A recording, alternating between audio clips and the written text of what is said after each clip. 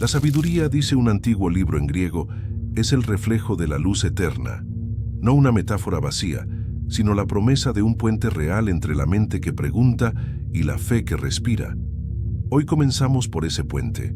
El libro de la sabiduría, texto deuterocanónico, aceptado por católicos y ortodoxos, ausente del canon protestante, nació en el mundo helenístico, la cultura griega difundida después de Alejandro, y se atrevió a hablar de Dios con el vocabulario de Platón, Aristóteles y los estoicos.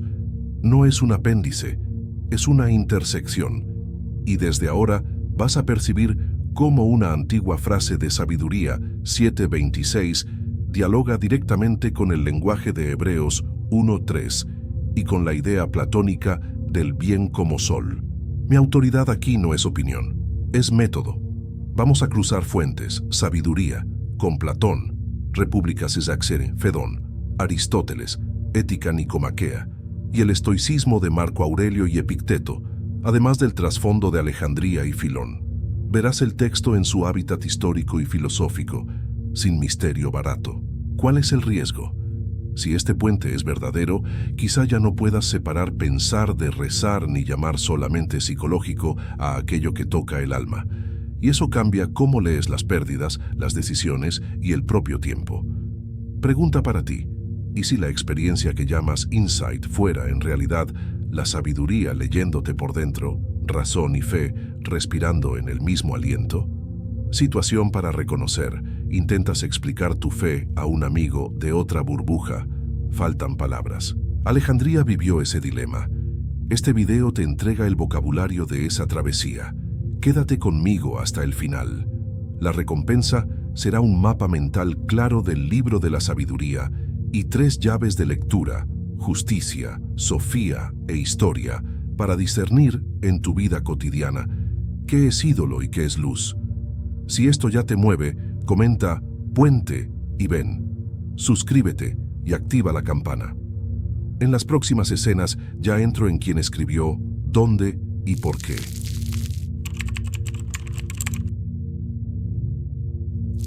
Este libro tiene nombre de rey, pero alma de filósofo. Llamado Sabiduría de Salomón, forma parte de los llamados libros deuterocanónicos, textos que no están en la Biblia protestante, pero son aceptados por católicos y ortodoxos. A pesar del nombre, no fue escrito por Salomón. Era común en aquella época usar el nombre de figuras legendarias para dar peso espiritual al texto. El autor en realidad era un judío que vivía en el Egipto helenizado, probablemente en Alejandría, alrededor del siglo I a.C., y escribió en griego. Esa elección ya dice mucho. No está hablando solo a su propio pueblo. Está intentando dialogar con el mundo alrededor, traducir su fe para quien piensa como griego, pero busca como ser humano. El libro de la sabiduría tiene 3 partes principales. La primera habla sobre la justicia y el destino de los buenos y los malos. La segunda es una oración profunda, casi poética, sobre la búsqueda de Sofía, la sabiduría viva. La tercera parte recuerda la historia del Éxodo, pero con una lectura más filosófica, como una gran lección moral. ¿Y por qué este libro importa tanto? Porque es un punto de encuentro entre el pensamiento griego y la espiritualidad judía, entre la razón que busca y la fe que escucha. Es casi como un espejo. Cuando lo leemos no solo entendemos el pasado, también entendemos el tipo de preguntas que el alma moderna sigue haciendo. Quizás ya hayas sentido esto. Al intentar tomar una gran decisión, tu razón dice una cosa, tu intuición dice otra, y en medio algo más grande parece susurrar una tercera respuesta. ¿Y si esa tercera voz fuera la sabiduría? Si este tipo de reflexión ya tocó algo en ti, no olvides dejar tu me gusta. Eso ayuda a difundir este contenido para quienes también buscan respuestas más profundas.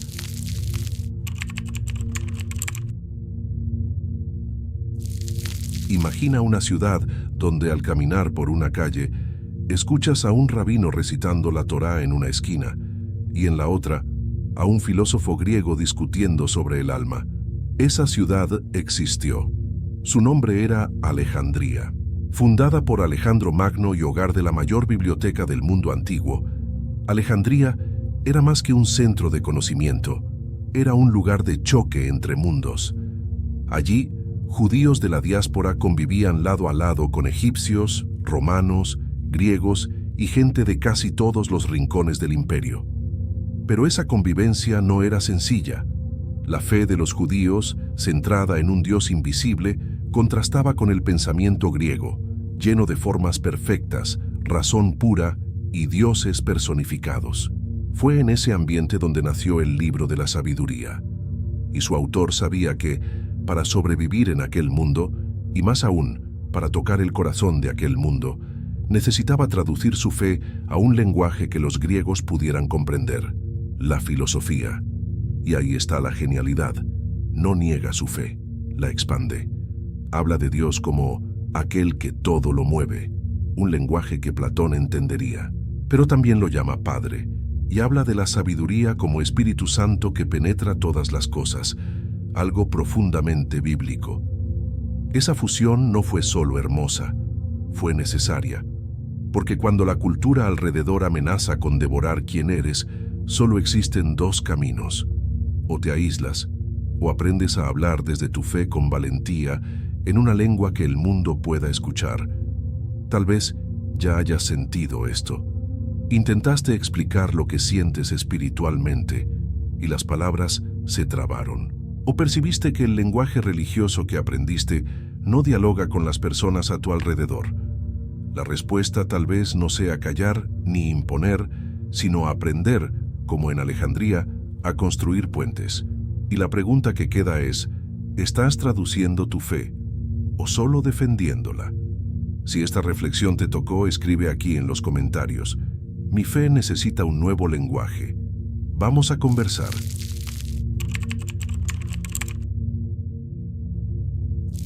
¿Qué ocurre con los justos cuando el mundo es injusto? Esa es la pregunta que el libro de la sabiduría plantea en sus primeros capítulos. Dice que el justo parece morir, pero vive para siempre. A los ojos de los hombres parece castigo, pero a los ojos de Dios es el inicio de la eternidad. Y aquí comienza la incomodidad, porque esta idea va en contra de todo lo que esperamos. Queremos que el bien venza visiblemente, ahora. Queremos que quien actúa correctamente sea recompensado, de preferencia con testigos, pero la vida no siempre juega limpio con nuestros deseos. El bien sufre, el mal prospera, y el silencio de Dios, a veces, parece ensordecedor. El libro de la sabiduría no huye de eso. Afirma que el sufrimiento del justo no es derrota, es prueba, no como castigo, sino como purificación, un fuego que acrisola el oro. Es la misma lógica que encontramos en Platón, cuando dice que el verdadero filósofo es aquel dispuesto a parecer injusto a los ojos del mundo, siempre que sea justo ante el bien, y en los estoicos, que afirmaban que la virtud es el único bien real, aun cuando el mundo se derrumbe. La gran provocación aquí es, ¿estás viviendo para parecer correcto o para ser verdadero, aunque nadie aplauda? Tal vez ya hayas pasado por eso. Hiciste lo que era correcto, en el trabajo, en la familia, en una relación, y aún así fuiste mal interpretado, descartado, silenciado. Miraste al cielo y pensaste, ¿por qué? Este capítulo de la sabiduría te responde con una imagen. El justo brillará como chispas entre el rastrojo. No es una frase de consuelo barato, es una redefinición del tiempo. La justicia no es inmediata, pero es inevitable. Y lo que haces en ese intervalo entre la injusticia sufrida y la justicia revelada, moldea quién te conviertes. Si ya pasaste por ese silencio de la justicia y no te rendiste, escribe aquí, elijo permanecer justo. Esa es tu chispa.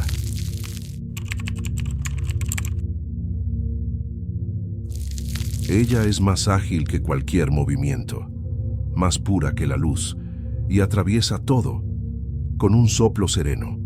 Así describe el libro de la sabiduría a Sofía, la sabiduría como una presencia viva, no solo un concepto, sino casi una persona espiritual, un reflejo de la luz eterna, un espejo sin mancha de la actividad de Dios. Sofía aquí no es solo inteligencia, es una especie de intuición cósmica con dirección moral. La inteligencia que sabe qué hacer, pero también sabe cuándo, por qué y con qué corazón. Esta manera de retratar la sabiduría aparece también en Proverbios 8, cuando Sofía habla de sí misma. Yo estaba con Dios cuando Él trazaba los límites del mar, y resuena en Eclesiástico 24, donde ella dice, crecí como el cedro del Líbano.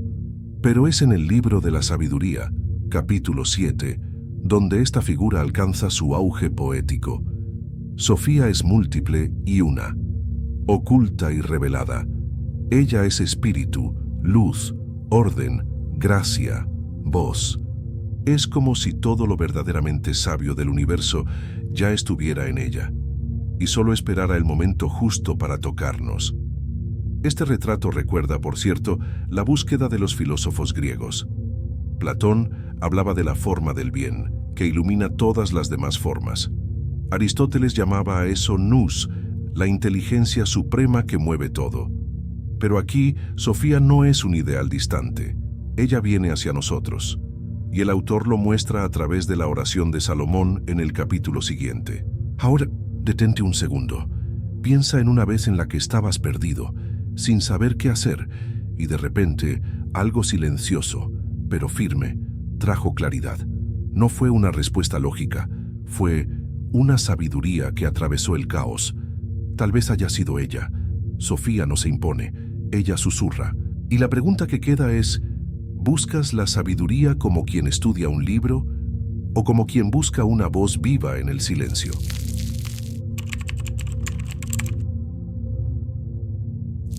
En el mundo moderno, solemos pensar que la autoridad proviene de la autoconfianza, de la capacidad de tomar decisiones rápidas o de la imagen de quien sabe lo que está haciendo. Pero en el libro de la sabiduría, la autoridad nace de otro lugar, del pedido. En el capítulo 9, el autor, en la voz de Salomón, no presume de su trono.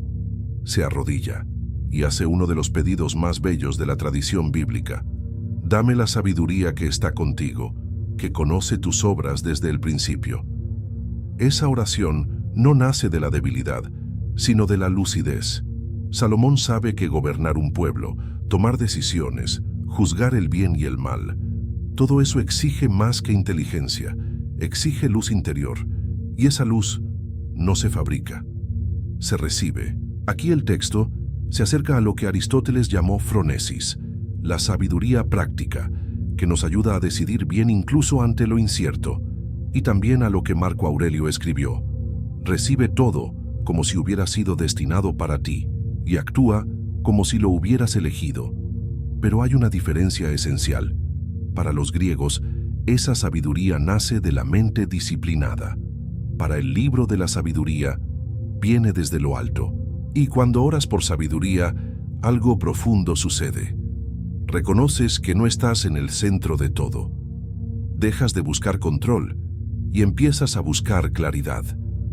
Piensa ahora en una situación real, un momento en que tuviste que tomar una decisión importante, mudarte de ciudad, terminar una relación, aceptar un nuevo trabajo. Buscaste respuestas lógicas, hablaste con amigos, hiciste listas de pros y contras, pero al final fue ese silencio maduro y leve dentro de ti que decidió. ¿Y si ese silencio era en realidad una respuesta? ¿Y si la autoridad que buscas afuera solo va a nacer cuando te detengas y pidas?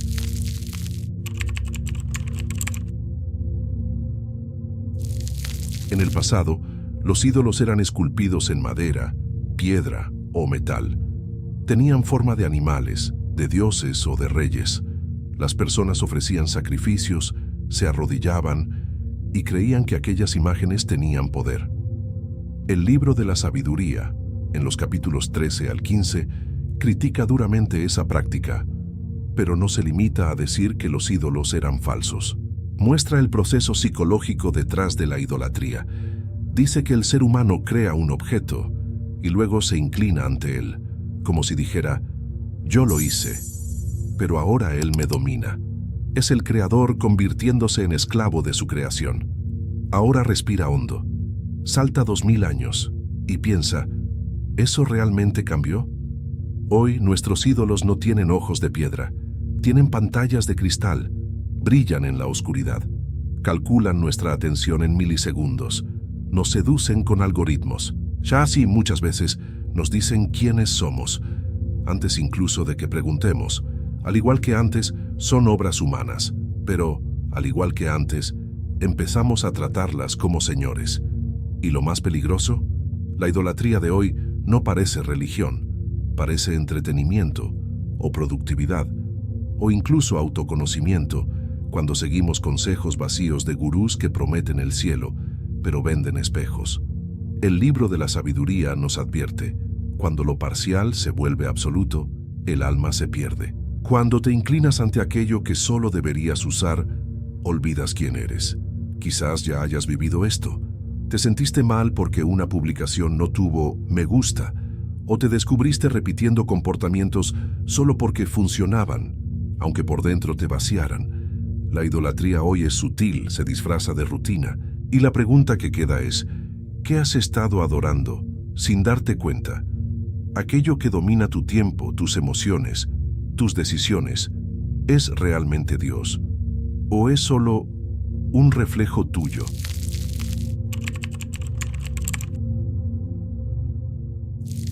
¿Qué haces con tu historia cuando duele? ¿La olvidas? ¿La entierras? ¿O intentas entender lo que quería enseñarte? En los capítulos finales del libro de la sabiduría, del 10 al 19, el autor revisita uno de los mayores relatos de la fe judía, el Éxodo. Pero no lo narra como crónica, ni como fábula. Lo lee como quien lee un sueño, o mejor dicho, como quien interpreta una herida antigua. Cada evento del Éxodo, desde las plagas de Egipto hasta la travesía del Mar Rojo, adquiere aquí un significado simbólico y moral. Es como si el autor dijera: esta historia no es solo sobre ellos, es sobre ti, es sobre mí, es sobre el camino del alma, a través del dolor, de la injusticia, de la espera, hasta la libertad. La palabra que él usa para eso es providencia. En griego, pronoia, significa una inteligencia amorosa que cuida, previene, conduce, incluso cuando no entendemos. Mientras Egipto representa el orgullo, el acúmulo, la dominación, el pueblo que sufre pero confía es guiado por algo mayor, no sin lágrimas, no sin dudas, pero con sentido. Y lo más bello es que esa providencia no actúa con castigo ciego. Ella es pedagógica, corrige con precisión, protege con paciencia y, en el momento justo, libera. Ahora piensa conmigo, ¿has vivido alguna vez un éxodo personal? Ese momento en que todo se derrumbó, relaciones, planes, certezas, y tuviste que atravesar algo solo. En aquel instante parecía caos, pero mirando hacia atrás, algo te empujaba hacia adelante. No era fácil, pero era necesario. Este es el llamado del libro de la sabiduría: releer tu historia con ojos espirituales, ver el hilo invisible que te mantuvo de pie, percibir que, incluso en el dolor, algo te estaba formando. Y la pregunta que queda es: ¿puedes reconocer la pedagogía escondida en tu propia travesía?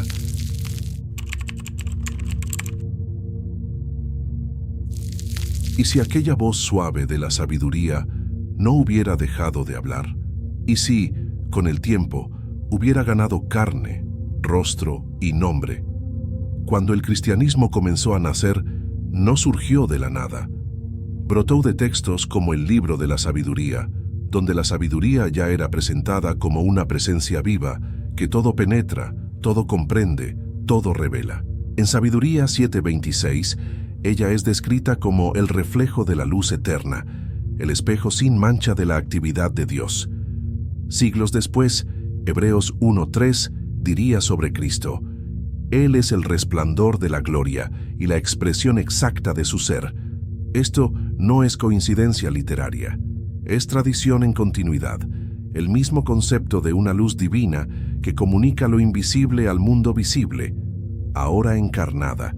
Y en el Evangelio de Juan, el puente se vuelve aún más claro.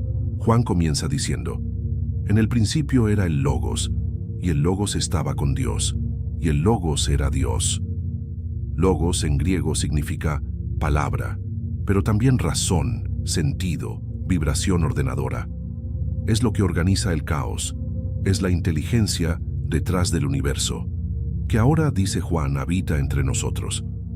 El Logos es, por lo tanto, el nuevo nombre de la sabiduría que se aproxima, ya no solo como voz, sino como persona. Esa transición no es teórica.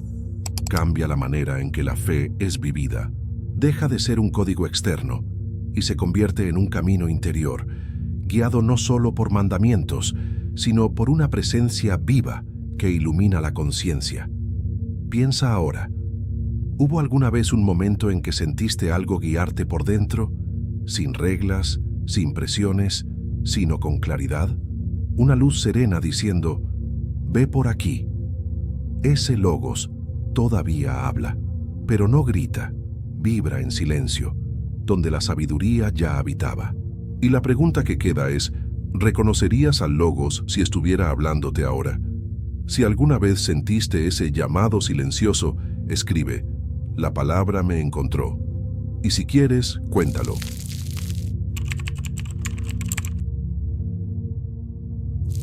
Hasta aquí vimos que el libro de la sabiduría dialoga bien con la filosofía griega. Pero, ¿dicen exactamente lo mismo? No. Y es en ese no donde habita una de las partes más ricas de esta historia. Comencemos por las convergencias.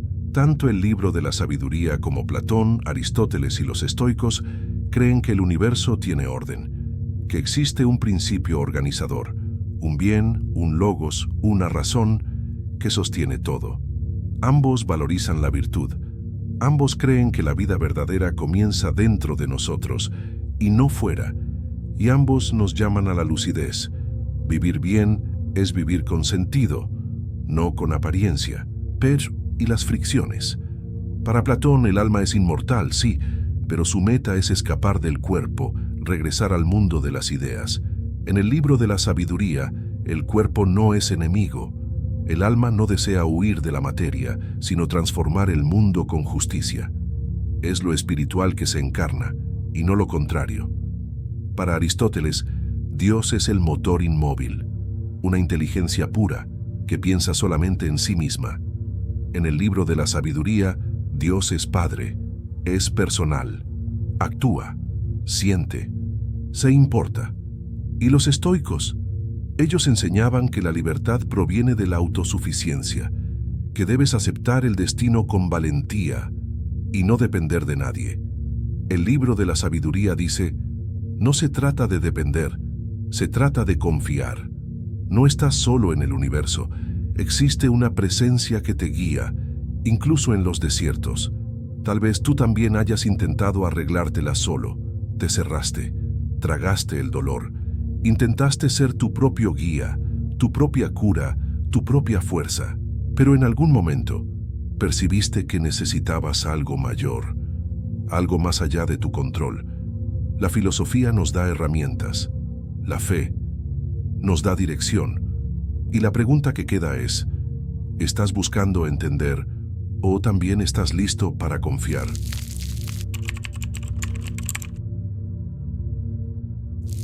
Llegaste hasta aquí, atravesaste conmigo la ciudad de Alejandría, caminaste entre filósofos y profetas, escuchaste las voces del pasado, y tal vez algo dentro de ti comenzó a vibrar de otro modo. Pero este video no es una respuesta, es una pregunta en forma de puente. Al fin y al cabo, si existe una sabiduría que ya te visitó en los silencios, si existe una presencia que guía incluso cuando no entiendes, si hasta el dolor tiene pedagogía, y si razón y fe no son enemigas, sino dos nombres de la misma sed, entonces ¿qué falta? El libro de la sabiduría no termina con certezas absolutas, termina con memoria, con la historia releída a la luz del alma, con una invitación para que tú también cuentes tu travesía. Porque quizá el éxodo no terminó, la travesía no acabó, y la sabiduría todavía está soplando. La pregunta que queda es simple, pero profunda como un pozo. Si la sabiduría hablara contigo hoy, ¿estarías dispuesto a escuchar incluso si dijera lo opuesto de lo que querías oír. Si llegaste hasta aquí, la recompensa que prometí no es un secreto oculto, es algo mayor. Es percibir que todo lo que viviste, correcto o equivocado, fácil o arduo, puede reorganizarse como camino. Y que la sabiduría nunca dejó de acompañarte. Si este video te tocó, si encendió alguna luz dentro de ti, comenta con una sola palabra, atravesado, y compártelo con alguien que necesita saber que pensar y tener fe pueden caminar tomados de la mano. Y si quieres continuar este camino, suscríbete al canal. Aquí cada video es un mapa, pero el destino lo construyes tú.